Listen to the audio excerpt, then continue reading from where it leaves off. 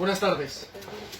Muchas gracias en primer lugar a la librería de Ángela por acogernos un año más, una vez más, en este maravilloso local de Benavente. Ya sé que pensarán que esto se dice siempre, pero no es así. Para nosotros esta es una librería especialmente querida, especialmente querida. Hace 3 años, el 15 de julio de 2022, yo pasaba por aquí, por la calle Herreros, y este local lo identificaba con otra cosa del año anterior, y de repente vi que habían abierto, que estaban inaugurando una librería. Es decir, que entré aquí justo el día de la inauguración hace 3 años, estuvimos charlando, lo demás ya se lo pueden imaginar, hacemos presentaciones todos los veranos, participamos, en fin, que es ya casi como nuestra segunda casa aquí en Benavente. Gracias Ángela, gracias Verónica, gracias Óscar por acogernos, por estar siempre ahí, por tener nuestro catálogo, nuestro humilde catálogo en esta casa. Hoy vamos a presentar la novela de Carmen Rueda, Mariposas negras sobre fondo rojo, que publicamos en diciembre de 2023. Es la segunda impresión que se hace de la novela y que, bueno, está teniendo una gran aceptación. Ha sido objeto de presentaciones en Madrid, en Ginebra, en Oviedo, en León, en otras ciudades y también de varios clubes de lectura. Pero entre ellos cabe destacar el que se organizó en conjunto la asociación Nexum y la librería Odisea o el club de lectura Odisea Espacio Cultural, que se organizó hace unos meses en Madrid en la biblioteca Eugenio Trías, y que juntó allí pues a personas, a lectores de no solo españoles sino también de la comunidad bosnia, de la comunidad serbia, incluyendo la embajadora de Bosnia en Madrid, y que saludaron, por su objetividad, por su imparcialidad, por su distancia y por su rigor esta novela. Esa es la única presentación que yo haré de la novela, es decir, que desde diciembre del 23 está teniendo un gran recorrido, excelentes críticas y una gran aceptación entre el público y los reseñadores. En la mesa quien va a llevar el peso de la presentación y nos acompaña es nuestra querida Encarni Pámpanas, psicóloga, futura es madrileña, nos ha dicho, vinculada con Villabrazo, futura es madrileña, y que bueno, hemos coincidido en varios actos, en varias presentaciones, y lo que puedo, sin conocerla mucho, pero lo que sí puedo garantizar es que es una lectora finísima. Es decir, en alguna intervención que ha tenido aquí y en otros lugares donde hemos coincidido, en Benavente y en Madrid, he visto siempre su capacidad para llegar a pasajes o aspectos de los libros, de las novelas que presentábamos en Velasco Ediciones, que presentábamos, donde no llegaban muchas veces ni siquiera el autor o otros lectores. Encarni, muchísimas gracias. Sí que has tenido un viaje desde Madrid hoy, un poco que te has convertido en el correcaminos de la 6 hoy, y te agradecemos mucho que estés aquí a pesar de las dificultades. Carmen Rueda, que algunos ya la conocen, es leonesa, es licenciada en Derecho, escritora. Ha sido durante más de 30 años jurista en las Naciones Unidas, en Ginebra, en el Alto Comisionado de las Naciones Unidas para los Derechos Humanos, si es que lo digo bien, y allí como funcionaria de carrera, no como política, como funcionaria de carrera de las Naciones Unidas, investigó y llevó a cabo proyectos, investigaciones, informes sobre el estado y la violación de los derechos humanos en prácticamente todo el mundo, entre ellos la antigua Yugoslavia. Ahora, ya de vuelta de Ginebra, está instalada en Oviedo y dedica su tiempo que yo sepa, a escribir, a publicar esta novela. Sé también que está escribiendo poesía, que es una poeta en ciernes, y también desvelaré que es ¿cómo decir? Una soprano que canta en el coro Cruz de la Victoria de la ciudad de Oviedo. Y lo digo no solo por desvelar un dato más de Carmen, sino porque parece que esta casa, esta librería de Ángela, combina mucho la literatura y la música. Yo he venido aquí varias veces, no digo que hoy tenga que ser el caso, ni mucho menos, pero he venido aquí muchas veces donde quien presentaba terminó cantando. Sí. No siempre con el mayor de los aciertos, a veces en ocasiones con más voluntad que acierto, ¿no? Gracias, Carmen, por confiarnos la novela, sobre todo, y gracias por venir a Benavente. Y por último, gracias por supuesto a todos ustedes que están llenando la librería por acompañarnos esta tarde en la presentación.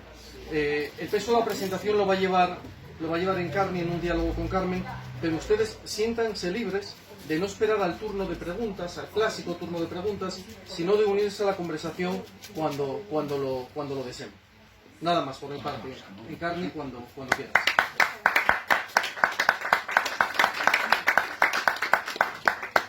Bueno, he de decir que para mí es un honor, y muchas gracias, Cristian, muchas gracias a la editorial Velasco.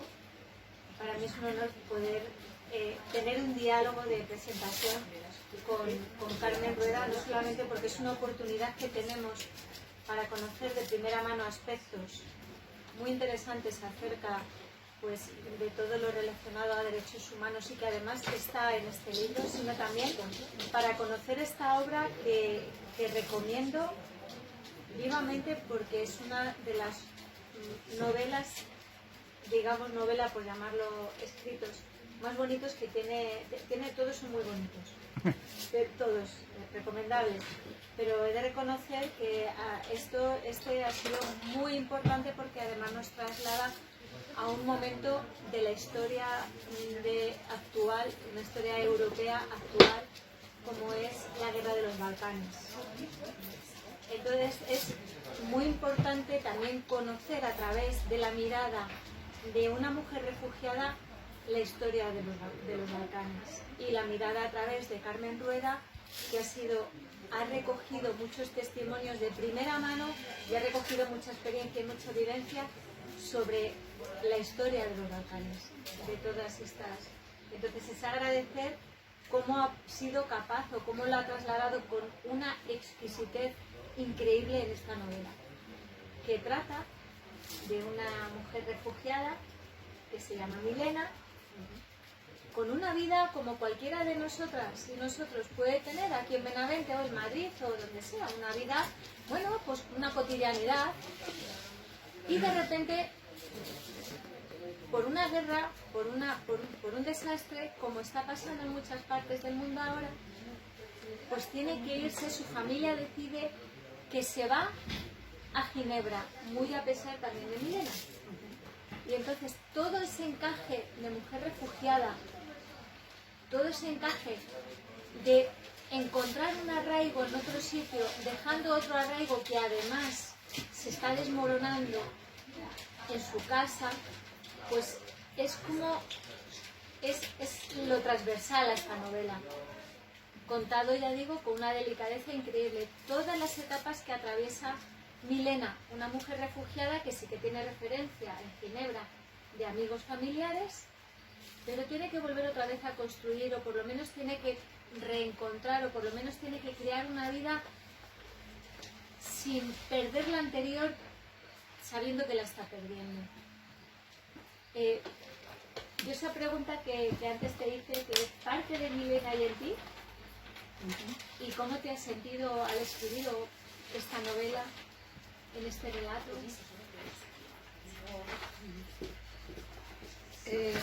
Bueno,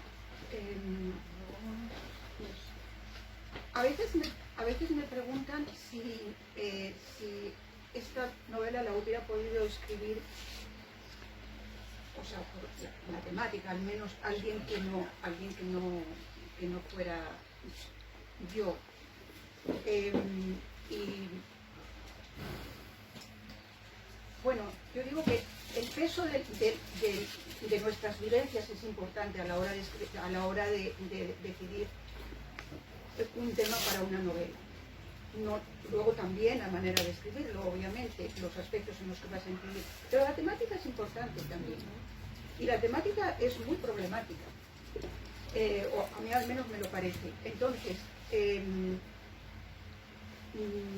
a mí se me ocurrió escribir esta historia por ese pasado que yo tenía, ese pasado profesional, y de alguna manera un poco también personal, pero bueno, el profesional pesó más por el hecho de que, bueno, pues como Cristian señalaba hace un momento.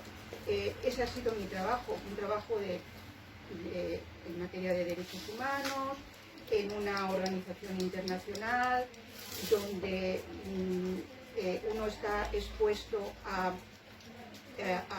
situaciones muy variadas, a zonas de conflicto muy diferentes unas de otras. Uno se olvida un poco, llega un momento en el que uno se olvida un poco de hasta de dónde viene, ¿no? O sea, no, pero si yo soy de un pueblo de León, de España, que es un país, bueno, pacífico y privilegiado, ¿no? Pero durante 30 años yo estuve expuesta a otras realidades, siempre desde una perspectiva privilegiada, desde luego. Yo no era una víctima de una violación de derechos humanos, pero yo sí que escuchaba, y mi trabajo era asimilar todo eso y de alguna manera exponerlo al mundo también, porque de eso se trata el trabajo que se hace en la ONU, ¿no? Entonces, esa experiencia acumulada y ese pozo que te va dejando, que quieras que no, tu experiencia profesional, tu experiencia vital, te va dejando un pozo. Y esa eres tú. Al cabo de los años, esa eres tú, con todas tus circunstancias. Entonces, sí, lo que hice después, cuando ya tuve oportunidad de pasar a otra cosa, por la edad de dejar mi trabajo y de poder dedicarme a otras cosas, de alguna manera escribir esta novela fue como una especie de testamento vital también, de como dejar cierto testimonio, aunque solamente fuera para mí misma, para mí, para no olvidarme de lo que fui y de lo que viví, para cuando ya no tenga memoria, si algún día la pierdo, que dejar un rastro, como alguien puede dejar, pues eso, un testamento a sus hijos o a sus familiares. Mira, lo que estás diciendo es tan importante, fíjate, aquí hablamos de una guerra que en principio no se entendía bien entre la gente que habitaba allí en nuestras mites. Dice, por ejemplo, están en un diálogo, dice, en mi entorno no hay diferencias. Estamos hablando de croatas, serbios, musulmanes, pues todo lo que es Yugoslavia, lo que era Yugoslavia. Yo añadiría, estamos en Sarajevo. En Sarajevo, exactamente. Eso es. Aquí dice, en mi entorno no hay diferencias. Muchas familias son mixtas. Eso nunca fue un problema. Somos simplemente yugoslavos. Todos tenemos rasgos eslavos, vivimos en los mismos barrios, vamos a las mismas escuelas, nos divertimos de la misma manera. Nunca se nos hubiera ocurrido pensar que fuéramos diferentes por el mero hecho de que nuestros nombres denoten la pertenencia a un grupo u otro, etnias, como se dice ahora, o porque nuestras familias se conserven determinadas tradiciones. Y más adelante, dice, Milena añadió que cuando los serbios sitiaron Sarajevo en abril de 1992, tras los meses de guerra en Croacia, aún en carne viva, la familia entendió que sus vidas estaban sufriendo un vuelco. Aún así guardaban cierto optimismo como la mayoría de sus conciudadanos. Y aquí relatas también, empieza el relato, atraviesa toda la novela el relato del cerco de Sarajevo, tan importante. Sí.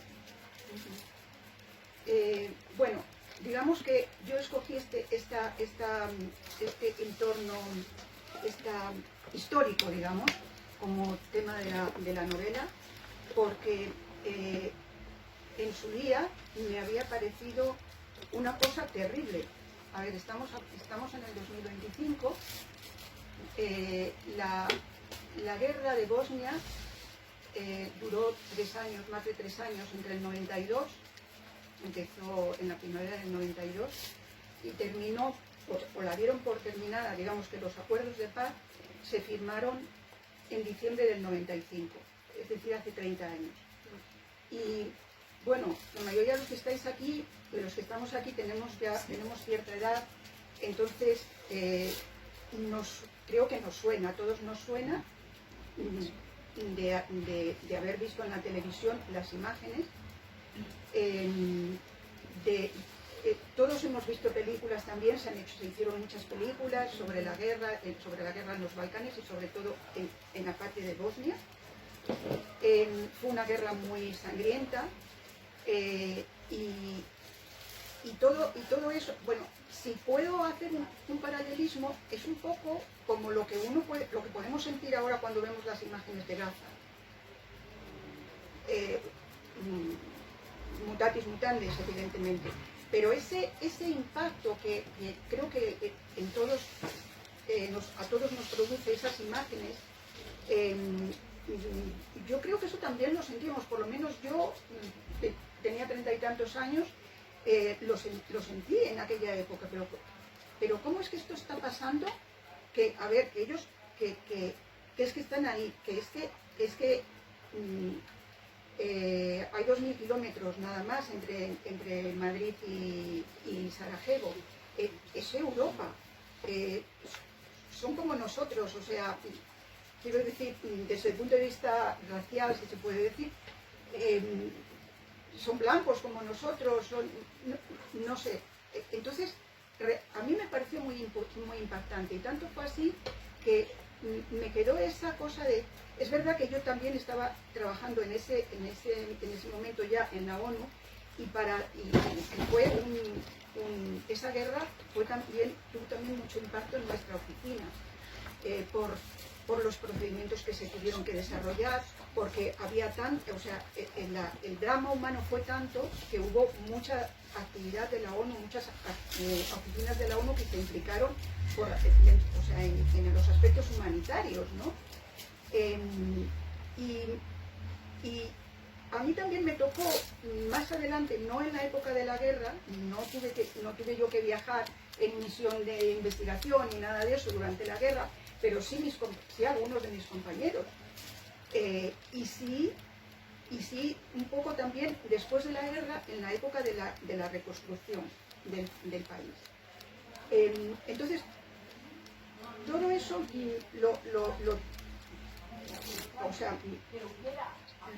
lo dejé como en suspenso, un poco como diciendo, me cuesta mucho trabajo entender esto, tengo que hacer un esfuerzo para entenderlo porque mi trabajo me lo exige, pero hay cosas que todavía no logro encajar. Y como que lo dejé ahí, y me había comprado libros, tenía documentación de aquella época y tal, y lo dejé ahí en mi biblioteca como diciendo, bueno, esto ya cuando tenga tiempo ya lo voy a profundizar yo más, así desde otra perspectiva que no sea la del trabajo. Y realmente eso fue lo que ocurrió.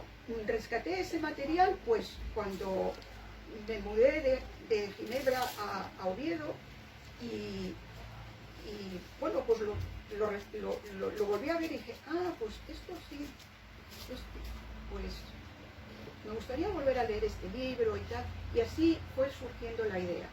Pero mi preocupación sobre todo era no entiendo lo que le pasa al mundo, no entiendo lo que les pasa a los seres humanos, protagonistas de estas situaciones.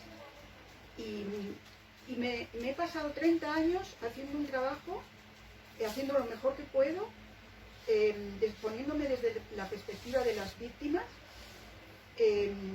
pero necesito entender más los mecanismos de funcionamiento de los seres humanos. Entonces, pues creo que ese fue un motor importante a la hora de escribir, a la hora de escoger este tema, y luego a la hora de focalizarme en diferentes aspectos. Porque claro, uno puede escribir sobre la guerra en los Balcanes desde muchas perspectivas, pero mi tarea durante bastante tiempo, igual durante un año así, fue de acotar.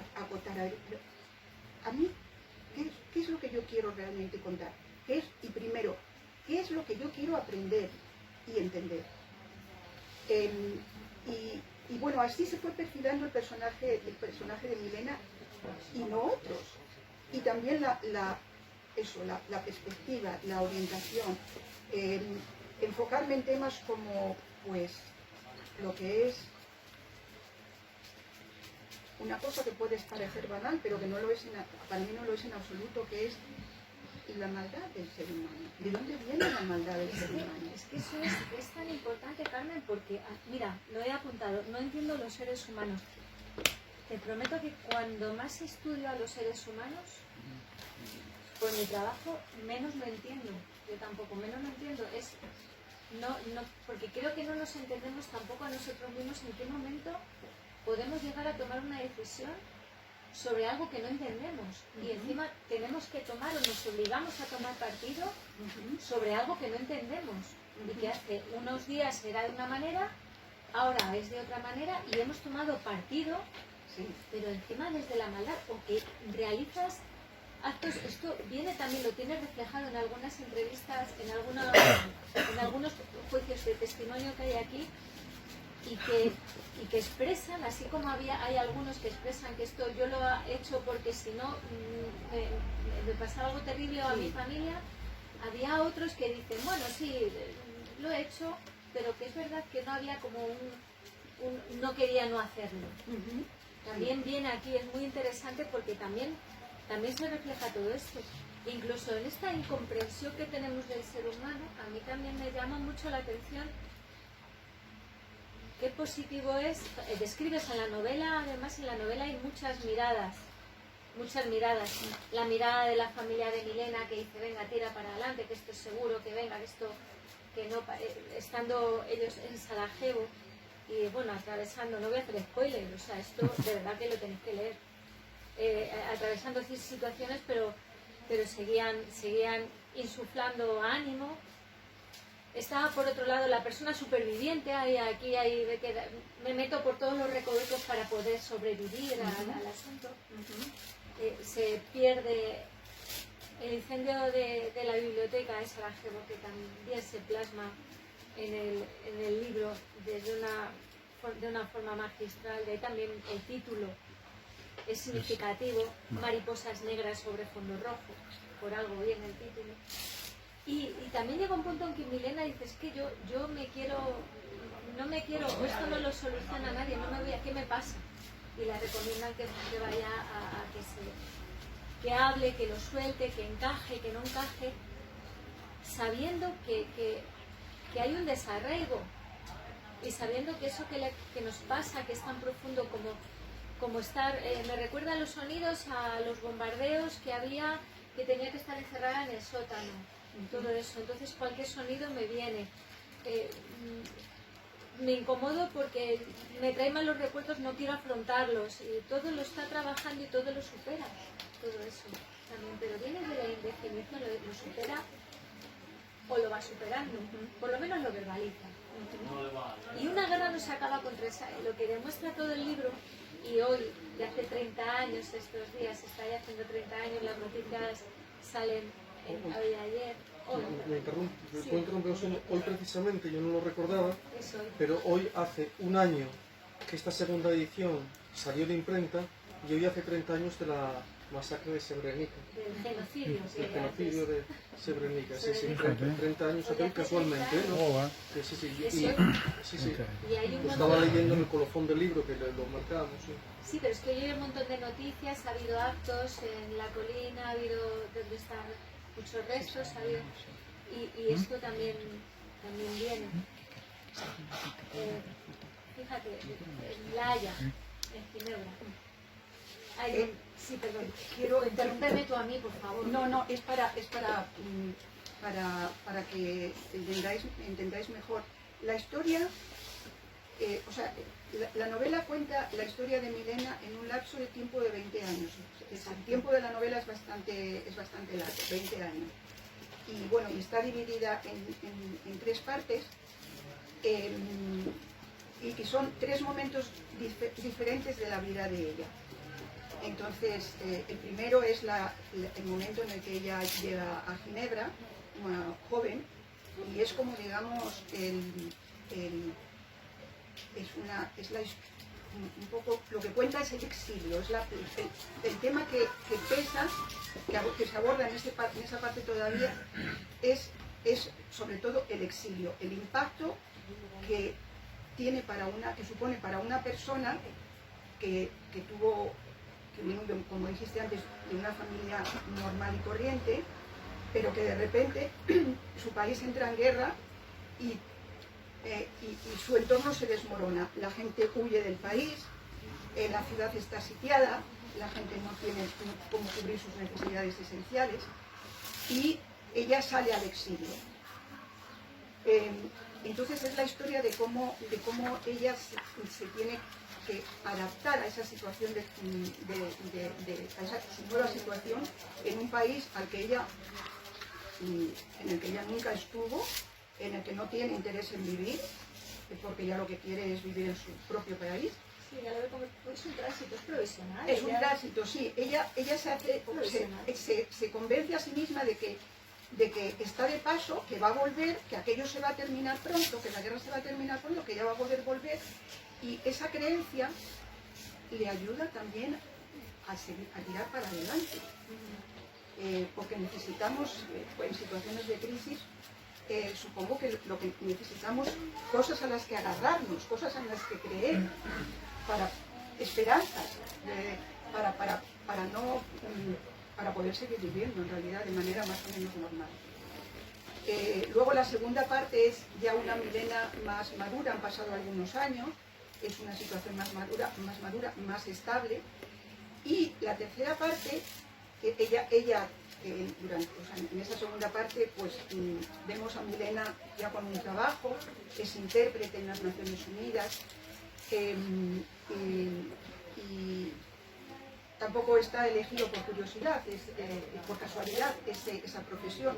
Es una profesión que, bueno, con la que yo tuve muchísimo contacto. Yo no soy intérprete de carrera, pero sí que esa función es muy, muy importante para nosotros en las Naciones Unidas, ¿no? Y yo estuve en muchas misiones en el terreno con intérpretes, y yo veía cómo ellos reaccionaban también a cosas terribles que nosotros veíamos, ¿no? Entonces fue también ese recuerdo y esas reflexiones que ella hace desde su cabina de intérprete, sin contacto directo con los protagonistas de la reunión en la que para la que ella está trabajando como intérprete, pero sí pensé en todos esos profesionales que no son partícipes, lo ven desde muy fuera, pero que eso también cala adentro. Claro, y para Milena también el ser intérprete también es una manera de descubrir. Sí, de reconectar, y de descubrir. Sí, con lo que pasó en su país. Exacto, no de reconocerse, sino de profundizar en su historia. Exactamente, sí, y es ahí donde ella pues también pues recapacita y dice, pero yo siente mucha culpabilidad, porque dice, pero todo esto está pasando en mi país y yo no me había enterado. Yo seguía ahí preocupada con mis cositas, con mi tesis, que yo quería terminar mi tesis, quería ser profesora en la universidad, pero no me estaba enterando. La gente a mi alrededor, había gente a mi alrededor que sí, que eran más, digamos, que desarrollaron un espíritu pacifista, se opusieron a la guerra antes de que estallara, incluso mi padre me decía cosas, pero yo no le escuchaba a mi padre. Entonces hay ese sentimiento de culpabilidad que de alguna manera pues también a lo mejor nosotros muchas veces tenemos, de cosas que pasan en nuestro país. Yo qué sé, la vecina de al lado que el marido la maltrata, y pues oyes cosas y dices, en Madrid, ay, bueno, pues ¿qué pasará ahí? Pero sigues con tu vida, no quieres meterte, mejor no. En Madrid, a 16 kilómetros de la Puerta del Sol, está la Cañada Real Galiana. Porque Cañada Real Galiana lleva 5 años sin luz. Y está a 16 kilómetros de la Puerta del Sol. Cuando vas a Cañada Real Galiana, que son como cualquiera de nosotras que estamos aquí, de nosotros, es otra historia. Dices, bueno, y encima son 16 kilómetros, igual también son 16 kilómetros, y son 6 sectores, y cada sector es de una manera determinada, y todo se le asocia a lo mismo, y como está allí, lo mejor es no tenerlo a 16 kilómetros de la Puerta del Sol, sino mentalmente en otro continente diferente, al ser posible. Y cuando pasa eso, desconectas. O sea, dices, hay una cosa, desconecto, porque yo no me voy a meter ahí, no voy a implicarme, no voy a... Y entonces luego cuando pasa algo, verdad, te sientes culpable. O te sientes culpable de, a mí me tenía que haber pasado esto y no a mi hermana. Esto me tenía que... O sea, he salido yo y tenía a lo mejor que haber ocupado ese sitio y no otra persona. Y también es esa culpabilidad para esta. Qué interesante. Sí. Por eso el personaje, bueno, tiene todas estas capas y que a mí me interesaba explorar, pero no desde el punto de vista de la historia en sí, de lo que ocurrió en el país, pero también de cómo eso afecta a los seres humanos individuales. Entonces ella es un ejemplo de cómo una situación de violencia en el entorno de uno, por mucho que quieras protegerte y por muy privilegiado que seas, al final te impacta. Pero y está bien que te impacte. Está fenomenal y además... Aunque hayan pasado los tiempos, aunque sea el tiempo, aunque ya no puedas hacer nada, pero yo creo que es sanador. Totalmente. Y no solamente impacta a Milena, sino también impacta a quienes conviven con Milena, porque dices, yo te quiero ayudar, pero no parece que tú no me dejas ayudarte, y realmente no es que no te deja ayudar, es que tampoco sabes cómo decir qué tipo de ayuda quieres, que es lo que está diciendo. No es que yo quiero que me dejes sola, pero ese lío que tenemos cuando queremos que nos dejen, pero no queremos estar, esa contradicción humana. Y eso también a lo largo de todo el libro, es también otra cosa transversal, otro sentimiento que tenemos. Es que yo cuando terminamos de leer este libro, cualquiera que cuando lo leamos, te pones en el lugar de Milena, primero dices, ¿qué me llevaría yo si me tuviera que ir rápido de mi casa? Porque esto es que yo voy a cerrar la puerta de mi casa, vale, soy refugiada y esto desaparece.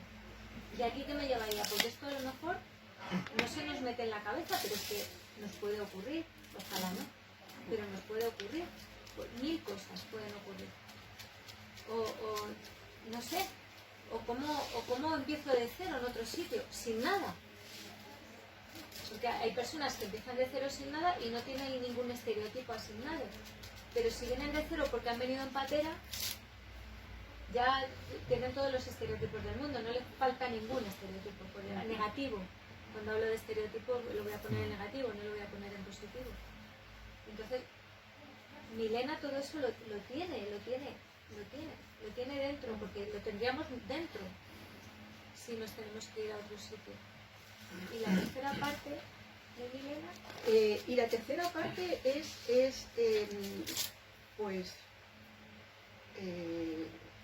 han pasado como 15 años desde que ella salió,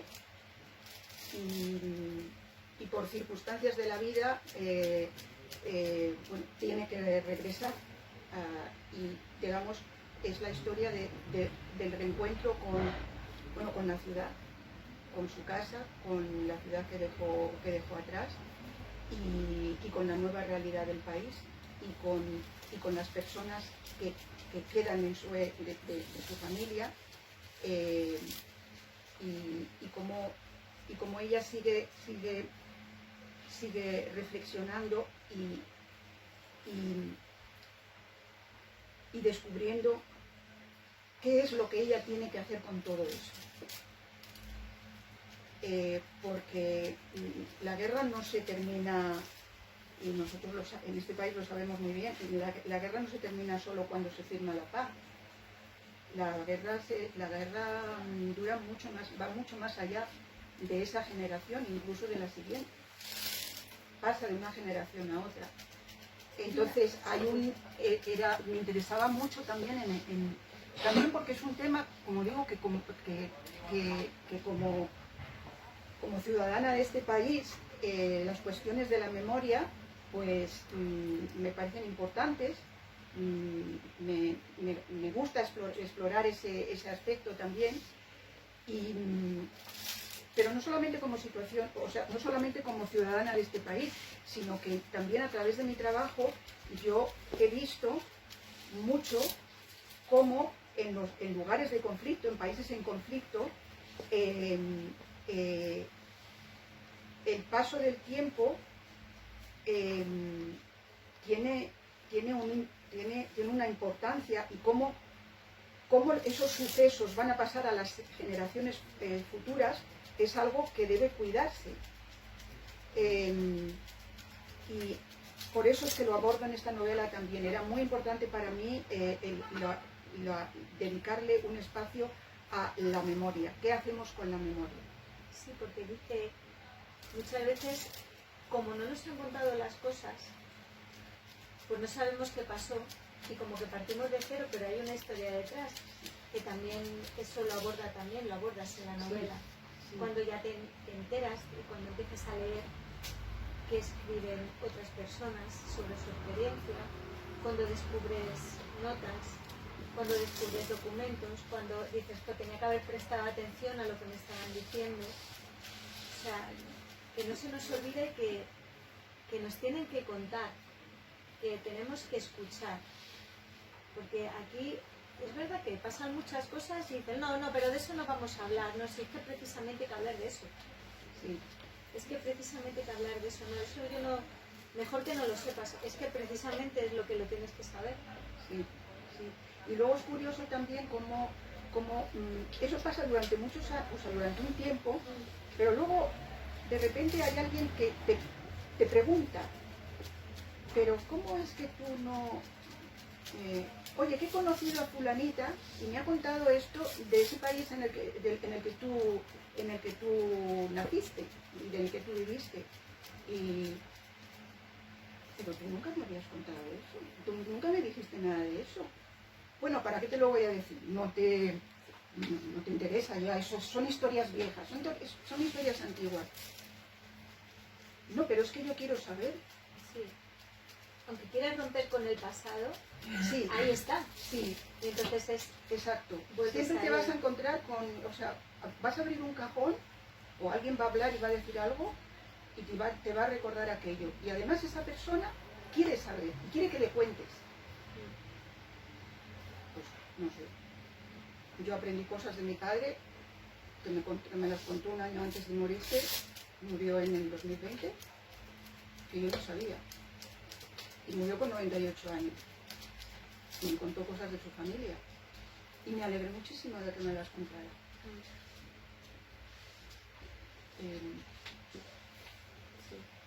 Entonces, bueno, para responder a tu pregunta sobre la tercera parte de la novela, en la que se aborda la cuestión de la memoria, entre otras. Un homenaje a la memoria. Un homenaje, sí, un homenaje sí, se puede decir así. A la memoria, ¿no? Sí, claro. Sí.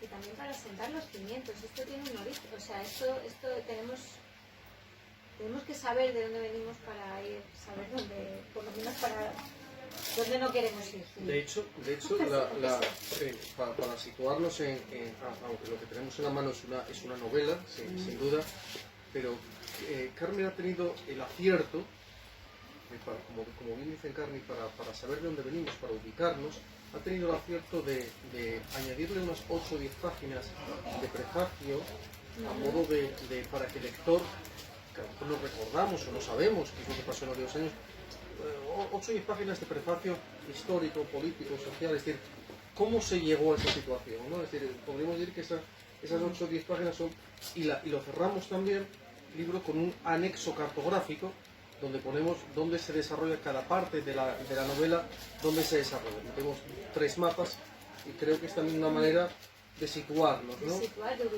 ubicarnos tanto lo antiguo como lo presente, ¿no? De dónde venimos para saber dónde estamos, ¿no?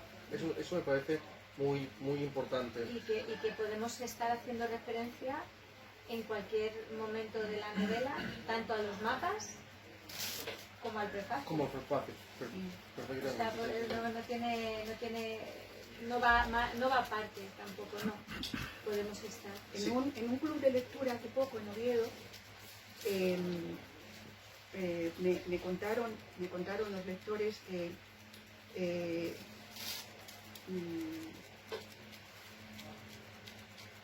la gente va mucho ahora a Croacia de vacaciones. Croacia, por ejemplo, pues bueno, yo no he estado en Croacia, pero bueno, las islas, debe ser muy bonito todo aquí, la costa, ¿no? Pero que y ellos mismos, entre ellos hablaban, uno preguntó, ¿y qué les enseñan? Porque les hablan los guías y todo esto, ¿no? En las visitas turísticas típicas. Y uno decía, pues de la guerra no les han hablado, porque yo tengo una amiga y mi amiga me contó que las islas maravillosas, las playas, no sé qué, dice, pero mi amiga no sabe que allí hubo una guerra. Lo que sí me contó es que les llevaban a ver lugares donde se han filmado episodios de Juego de Tronos. Exacto. Y de la perla del Adriático, de Dubrovnik, que fue objeto de reconstrucción. Sí, porque fue bombardeada. Pero es Sí. El puente. puente de Moscas, ¿no? Moscas. Sí. Y luego hay una tendencia, yo lo venía escuchando en la radio, me ha dado tiempo a escuchar muchas cosas. Venía escuchando también en la radio que se procura todo el genocidio que hubo, se procura tapar, o sea, eso como que no existe, no se deja, no se está, ahora mismo la tendencia que es que no se deja, por eso el acto que ha habido hoy de reconocimiento y de volver a enterrar huesos que todavía se están recuperando.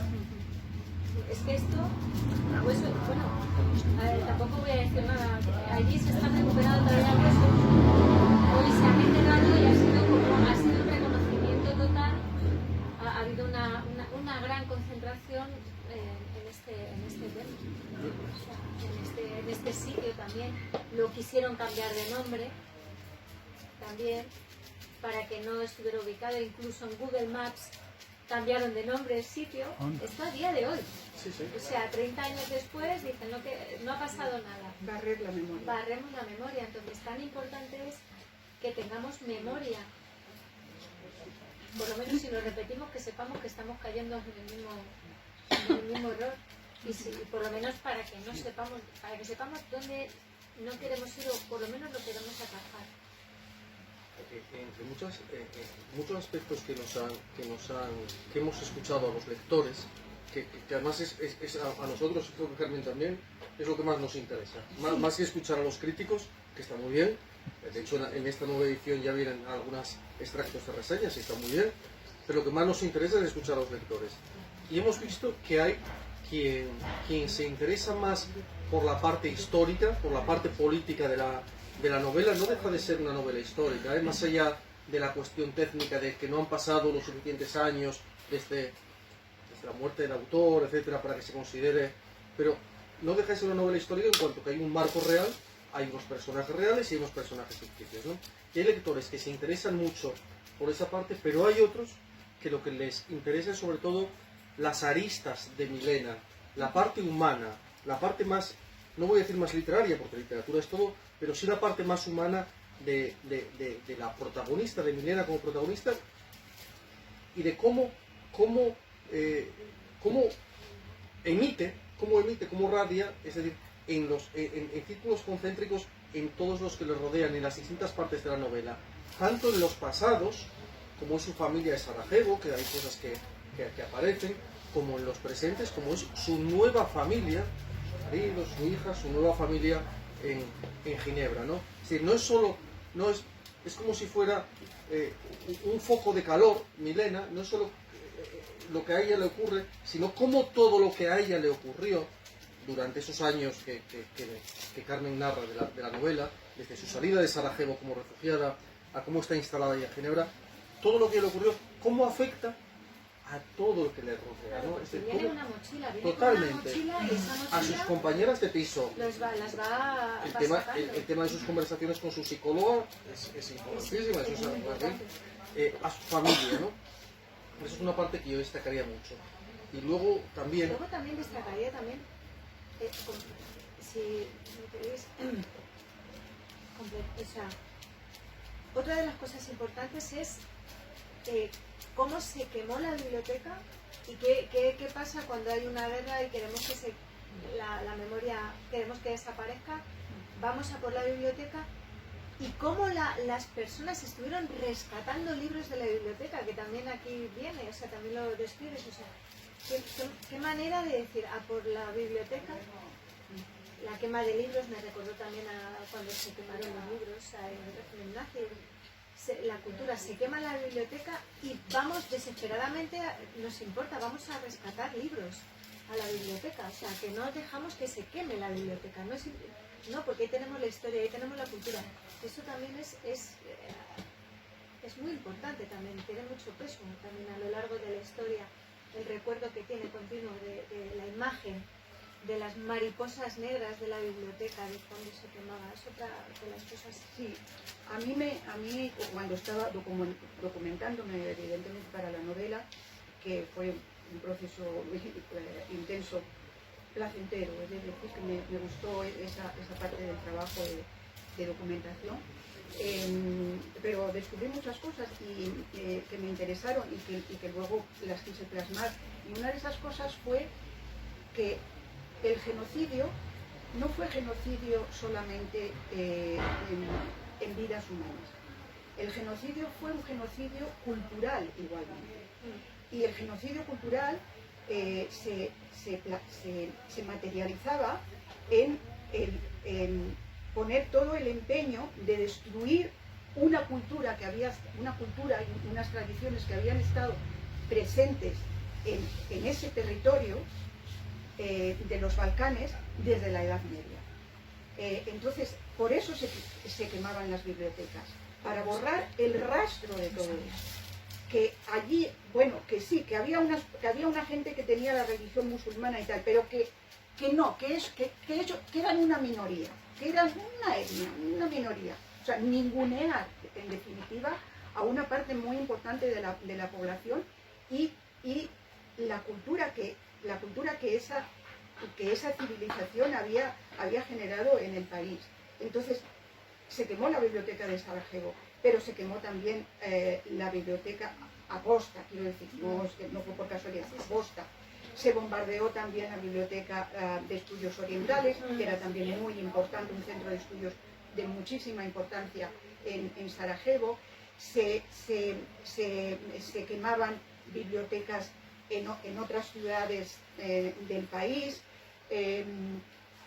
archivos de catastros para borrar. La propiedad es muy importante, o sea, el peso de la propiedad es muy importante. Entonces, si tú no puedes demostrar que aquella casa era tuya, pues no puedes volver a ella. Y eso es lo que ha ocurrido a muchísimas personas que tuvieron que abandonar sus casas y salir del país, y ahora y recuperarlas ha sido muy difícil. Está siendo todavía muy difícil. Se expulsaba a las familias de los pueblos y se quemaban sus casas también. O sea, había que arrasar, era tierra quemada. Y se bombardeaban las mezquitas con todos los archivos y todo lo que había allí dentro, que era un símbolo de eso, de la presencia de aquella civilización de origen turco, musulmán, desde la Edad Media. Entonces, a mí me impresionó mucho lo del genocidio cultural.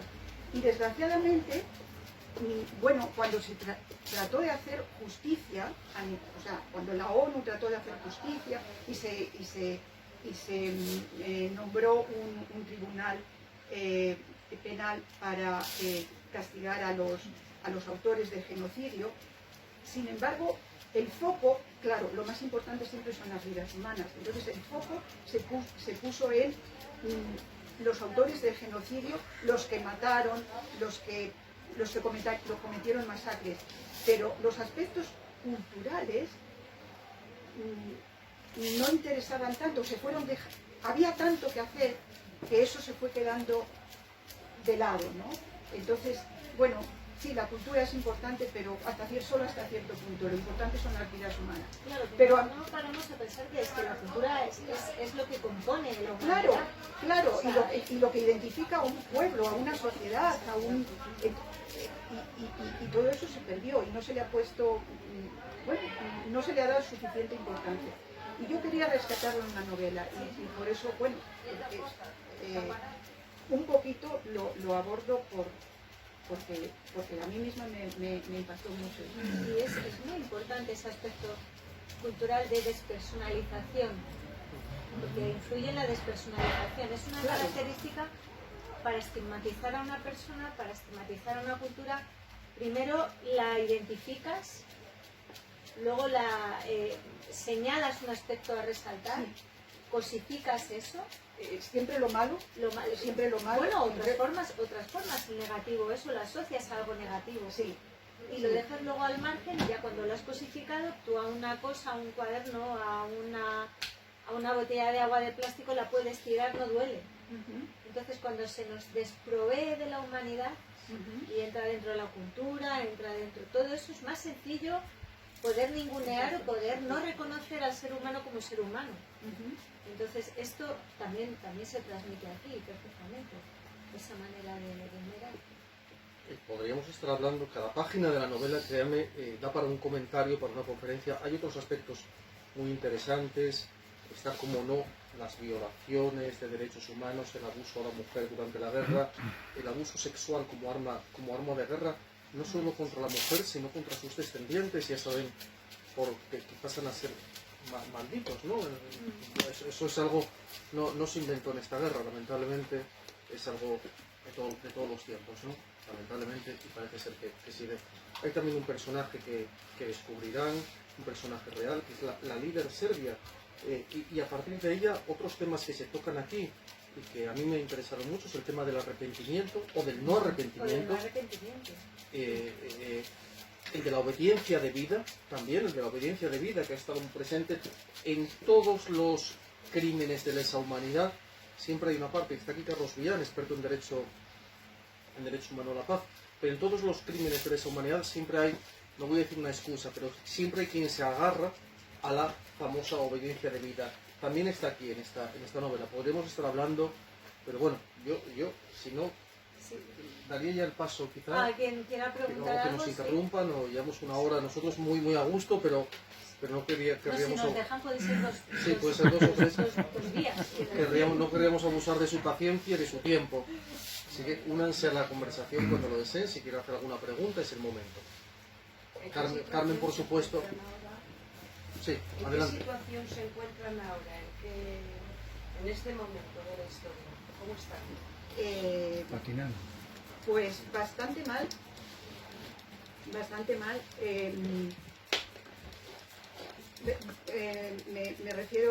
Me voy a referir a Bosnia nada más, no a los otros países del entorno en los que, bueno, también hubo conflicto, pero voy a poner un ejemplo nada más, porque yo tampoco soy experta en la materia en los Balcanes, digamos, la situación política de los Balcanes.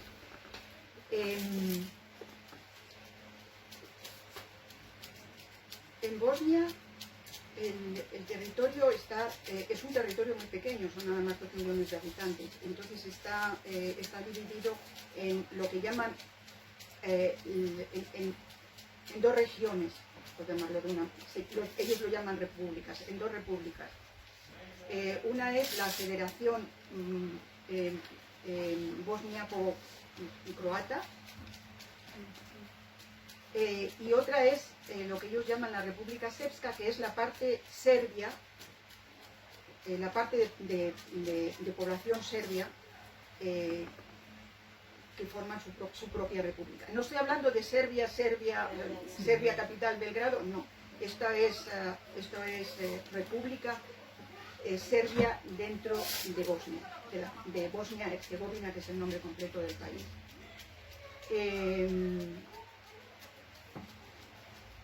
Evidentemente, bueno, es una federación, una confederación, diría yo. Entonces cada parte tiene sus propias instituciones, pero luego tienen unas instituciones comunes. Desde que se firmaron los acuerdos de paz, hasta ahora ya han pasado 30 años, nunca ha habido por parte de la República Serbia, nunca ha habido un reconocimiento, o sea, formalmente sí, pero en el fondo ellos a día de hoy todavía siguen reivindicando su país. No quieren seguir siendo parte de Bosnia-Herzegovina. Ellos se consideran un país aparte. Y eso genera muchísimas tensiones, continuamente. Siguen teniendo, el país, todo él, sigue teniendo, estando bajo supervisión de las Naciones Unidas. Ellos tienen evidentemente su gobierno, sus autoridades, su jefe de Estado, todo eso, hacen sus elecciones, pero siempre con la supervisión de las Naciones Unidas. Hay un representante de Naciones Unidas que tiene que informar a la Asamblea General de las Naciones Unidas cada año, y los informes que emite sobre la situación política actual no son nada halagüeños, en el sentido de que las tensiones siguen siendo muy importantes. De hecho, en el año 2016 solicitaron el ingreso en la Unión Europea. En el año 2016. Y está parado el ingreso en la Unión Europea porque tienen que buscar un representante que sirva de enlace para consensuar, y estamos ahí. Sí. A nivel ya más de calle, diría yo, de ciudadanía, no de calle sino de ciudadanía, a mí me llama la atención que, bueno, por supuesto, cada región tiene sus símbolos. La guerra no es la misma para unos que para los otros. La historia que se enseña a los niños en el colegio es completamente diferente. Pero es que además las escuelas son diferentes. Hay escuelas serbias y hay escuelas bosniacas. Incluso si hay lugares en los que la escuela es común, el edificio es común, pero están separados. Las dos comunidades están separadas. Entonces, hacia ese nivel de niños, de enseñanza, al menos la primaria y la secundaria, ya hay esa separación, ya hay esos estigmas. ¿Qué puedes esperar de este país? ¿Puedes decir que las diferencias se han superado? No, yo diría que incluso se siguen acentuando, porque eso es lo que están aprendiendo.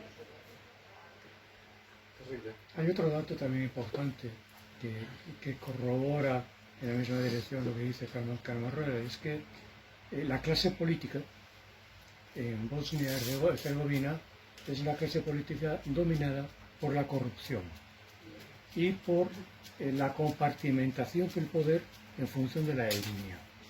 Luego, la clase política tampoco ayuda a superar el conflicto, sino que lo repercute y lo amplifica y lo mantiene vivo. Sí, uno podría pensar que después de tantos años los partidos políticos habrían evolucionado. Y no han evolucionado. Los partidos políticos siguen siendo, o sea, los mayoritarios, los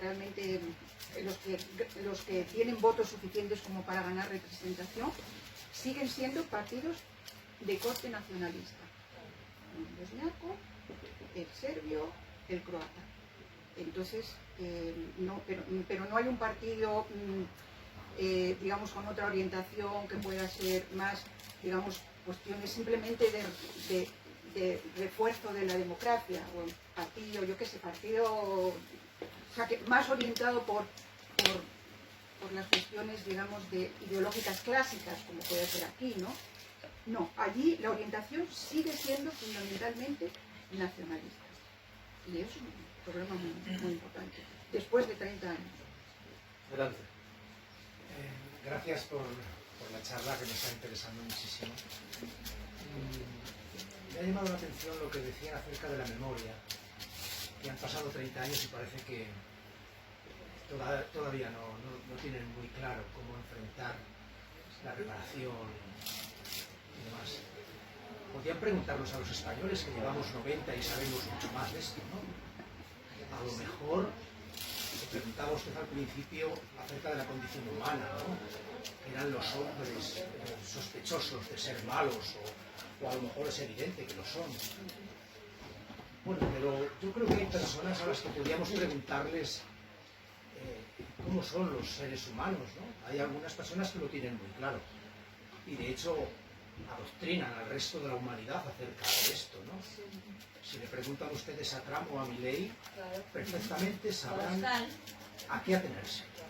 También en España tenemos la capilla que les sigue.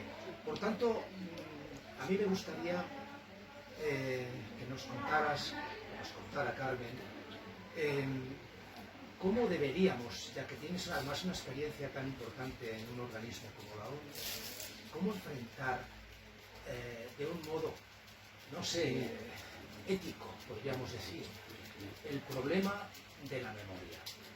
Porque, lo habéis comentado también, los nacionalismos hacen que la memoria sea transmitida de una manera o de otra según que seas de una parte o de otra, o seas de una capilla o de otra, de una doctrina o de otra. Por tanto, hay, desde su punto de vista, algo que nos ayude al menos a aceptar este fatalismo al que parece que estamos abocados. Gracias. Justicia de transición. Sí, pero justicia de sí, bueno, hay mecanismos, sí, también en los acuerdos de paz en Bosnia se establecieron mecanismos para preservar la memoria. Hay museos, sigue habiendo un trabajo muy importante de excavaciones, como Encarni mencionaba hace un momento, para recuperar restos humanos. Creo que había una cifra impresionante que ahora ya no me acuerdo, se me va el dato, de personas desaparecidas. Leí hace poco que aproximadamente el 70% de las personas que figuran en las listas de desaparecidos, sus restos ya han sido identificados, lo cual me pareció, claro, esto siempre con ayuda internacional, pero sigue habiendo equipos de expertos, con fondos sobre todo de la Unión Europea, que están haciendo este trabajo. Bueno, son parches,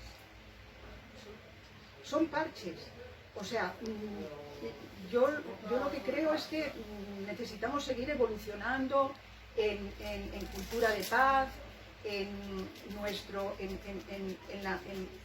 lo que significa la importancia de proteger los derechos humanos, de proteger la diversidad en nuestras sociedades, la igualdad, los principios de toda la vida, pero no son fórmulas matemáticas. Entonces habrá épocas mejores, de más progreso, otras de retroceso. Aquí lo sabemos. No podemos dar lecciones a nadie. Con nuestra transición y nuestros mecanismos de memoria no podemos dar lecciones absolutamente a nadie, más bien al contrario. Entonces, a ver, cuando ocurrió la guerra de Bosnia, en años 90, había ya una cultura a nivel internacional, al menos, teníamos más instrumentos internacionales para proteger los derechos humanos. Y gracias a eso, pues se establecieron todos estos mecanismos que digo para que después de la guerra poder reparar de alguna manera el daño ocasionado. el ejemplo que puse sobre la recuperación de los restos humanos es solo un ejemplo. Ha habido otros, pero todo cuesta mucho y hay avances y retrocesos. Siempre es así. No sé si quieres añadir algo, Carlos. Sí, respondiendo a la pregunta del señor, en España tenemos una lección pendiente, una asignatura pendiente tremenda en materia de memoria histórica, ¿no? Y esa historia que las nuevas generaciones simplemente no conocen, porque nunca han tenido la oportunidad de estudiarla, porque todavía no se estudia en los libros de historia de los colegios y de los institutos de España, lo que ocurrió durante el franquismo, y antes y después del franquismo, simplemente no se estudia. Si los niños no lo estudian, no lo saben, salvo lo que les cuentan sus familias, ¿no? Tenemos una ignorancia sutil. Y esa ignorancia ha sido construida políticamente, querida. ¿Por qué? Porque los vencedores de la guerra han hecho lo que en los años 30 del siglo pasado, lo equivalente a lo que hicieron los serbios en los años 90 del siglo XX. Lo mismo, han hecho limpieza étnica, limpieza cultural. Todo rastro de republicanismo, de democracia, de derechos humanos, de libertad, de representatividad, de igualdad de la mujer, de derechos de la mujer, etc., todo se borró. Eso fue el franquismo. Todo se borró.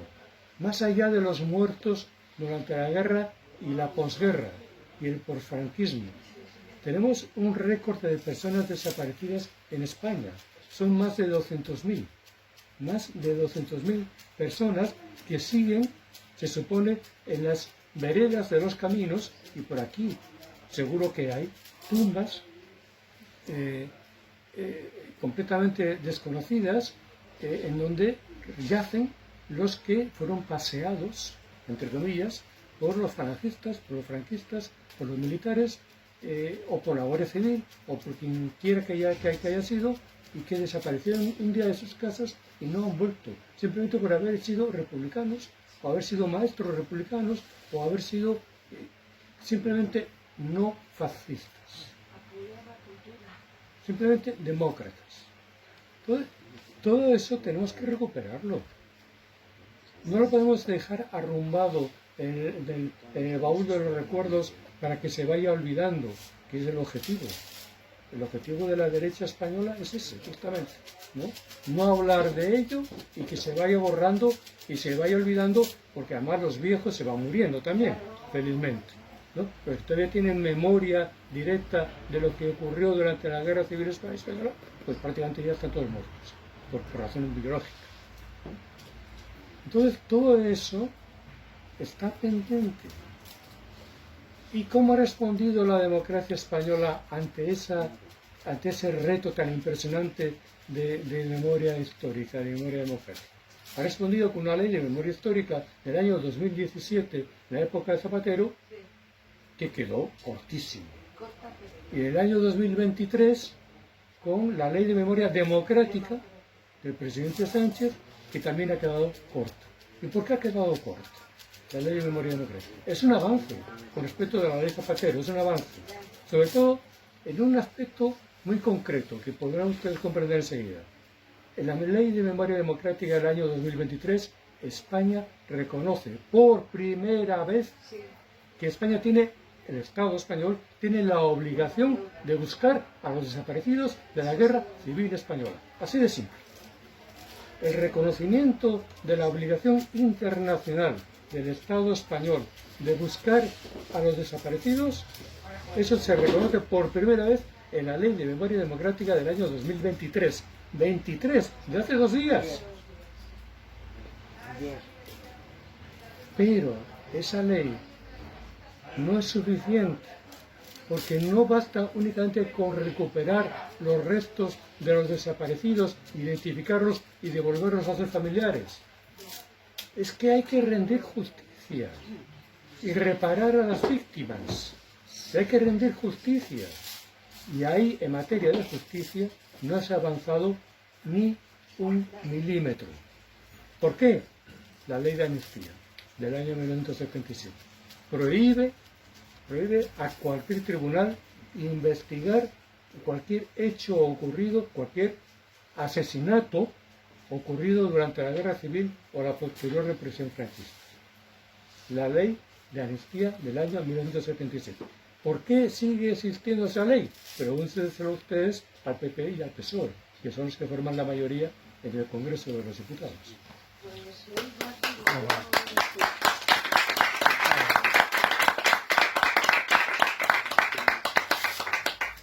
Creo que muy fácil.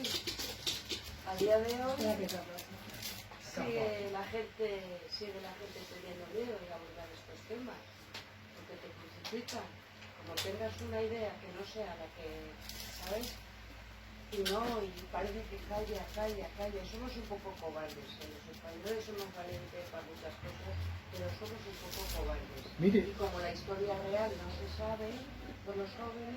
Yo comprendo que muchos hijos de represaliados no se atrevieron a decir nada porque la represión era bestial en aquel momento en España. Si decías algo, te cortaban la cabeza, prácticamente, ¿no? Es decir, yo comprendo que en aquella época lo que se impuso fue el silencio para sobrevivir. Pero esa primera generación yo lo comprendo. Pero las generaciones siguientes, los que ya nacimos después del trauma de la guerra, yo nací en el año 50.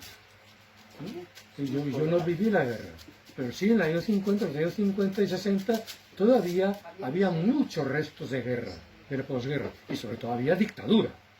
En mis 25 primeros años de vida fueron bajo la dictadura, y eso es lo que ha conformado mi vida, y mi personalidad, y mi yo. ¿no? O sea, los 25 años de dictadura no me los puedo quitar de encima, así como así. Entonces, sin embargo, yo creo que ya las generaciones más jóvenes que nosotros, y ya incluso mi propia generación, hemos podido hablar en público y hemos podido armarnos de valor para denunciar lo que hay que denunciar. ¿Sí? ¿Por qué Martín Villa, un señor respetabilísimo en Tierras del Páramo, aquí al lado, por qué Martín Villa no está en la cárcel?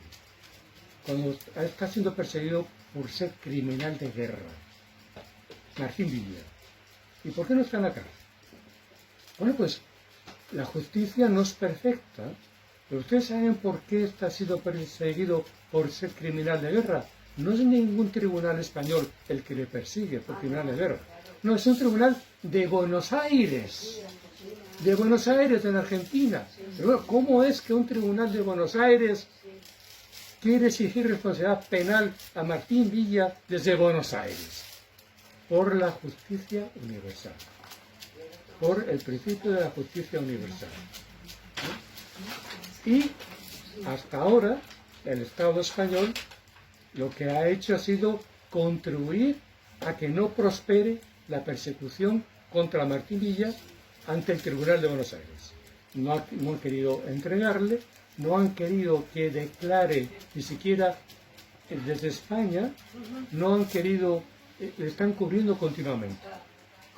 ¿Cuáles son los cargos que se le...?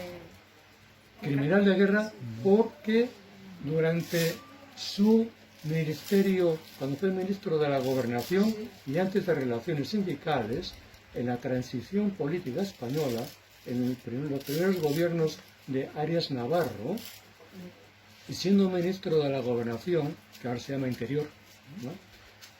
Durante su ministerio hubo varios asesinatos importantes políticos realizados por la extrema derecha, ¿no?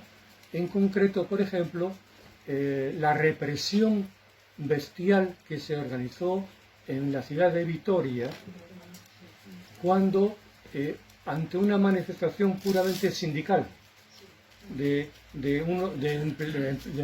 trabajadores que reivindicaban salarios dignos, etcétera, se refugiaron, esto ya el año 77, muerto Franco, transición, se refugiaron en la catedral de Vitoria y Martín Villa ordenó a la Guardia Civil entrar en la catedral a fuego limpio. Entonces entraron en la catedral, echaron botes de humo, evidentemente la gente se estaba pisando, tuvo que salir, y cuando salieron por la puerta de la catedral, ráfagas de balas. Murieron varios, hubo muchos heridos. Ese es uno de los crímenes de guerra, uno de los crímenes de lesa humanidad que se le atribuyen la responsabilidad política a Martín Villa. No se inventan, está ahí. Además hubo en aquella época asesinatos políticos de la extrema derecha muy conocidos en Madrid y en otros lugares también. Se caía por los ventanas.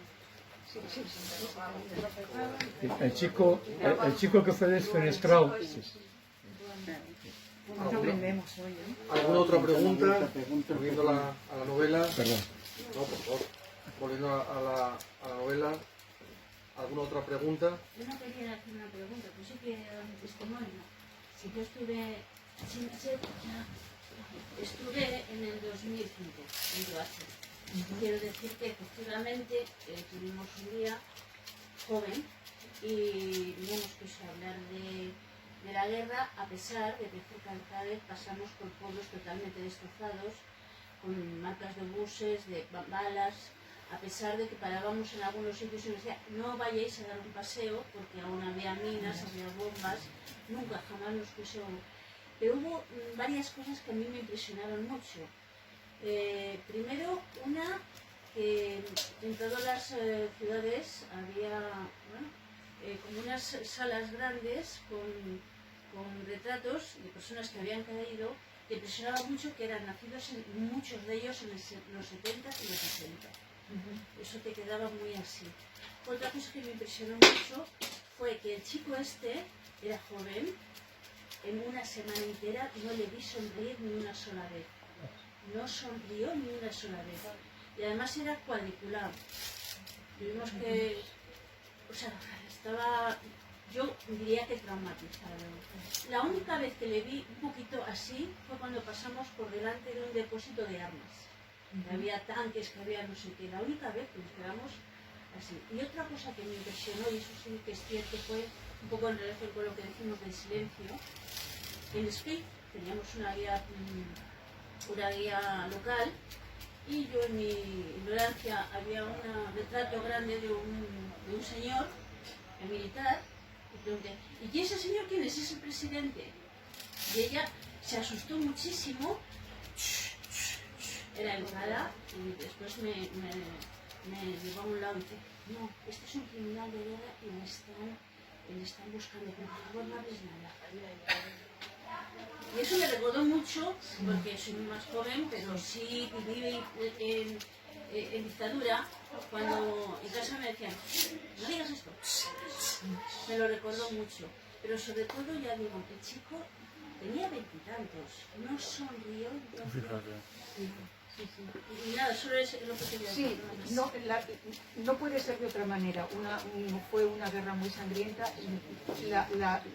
Obviamente la generación siguiente es una generación traumatizada. ¿Algo más? Referente, Carmen, referente a tu libro y a tus palabras maravillosas, porque recordar es no olvidar. Gracias.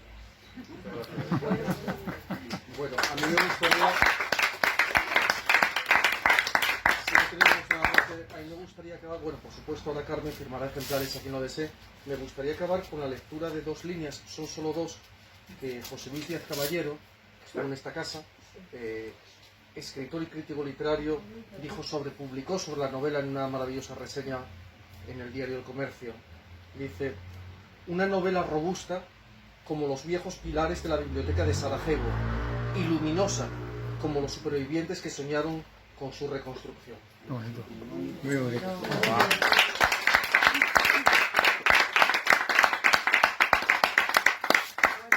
Muchas gracias.